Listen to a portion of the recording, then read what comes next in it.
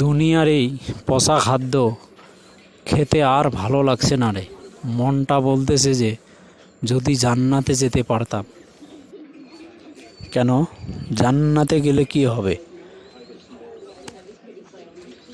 ও শোন, জান্নাতে মহান আল্লাহ তাআলা জান্নাতি মানুষের জন্য অসংখ্য নেয়ামত তৈরি করে রেখেছেন। সেই রকমই জান্নাতের একটা মজার ঘটনা তোকে বলতেছি, শোন। জান্নাতি মানুষেরা জান্নাতের আসনে আরাম করে হেলান দিয়ে বসে থাকবে। এমন অবস্থায় একটি পাখি উড়ে এসে গাছের ডালে বসবে এবং সেই পাখিটা মিষ্টি মধুর কণ্ঠে বলতে থাকবে যে জান্নাতের এমন কোনো নেয়ামত বাকি নেই যার স্বাদ আমি গ্রহণ করিনি, এমন কোনো শরাব নেই যা পান করিনি, এমন কোনো লীলাভূমি নেই যা অতিক্রম করিনি।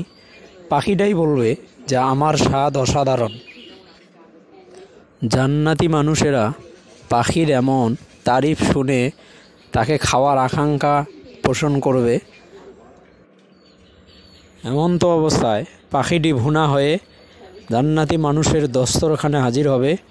সে মানুষেরা ইচ্ছা অনুযায়ী চাহিদা মতন পাখিটিকে খেয়ে ফেলবে। খাওয়ার পরে পাখিটি আবার আল্লাহর ইচ্ছায় আগের মতো উড়ে চলে যাবে এবং সে গর্বের সাথে বলতে থাকবে যে আমার মতো সৌভাগ্যবান আর কে আছে, কেননা আল্লাহ তাআলার মুমিন বান্দা আমাকে ভক্ষণ করেছে।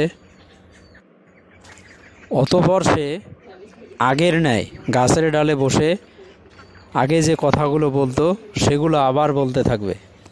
সুবহানাল্লাহ।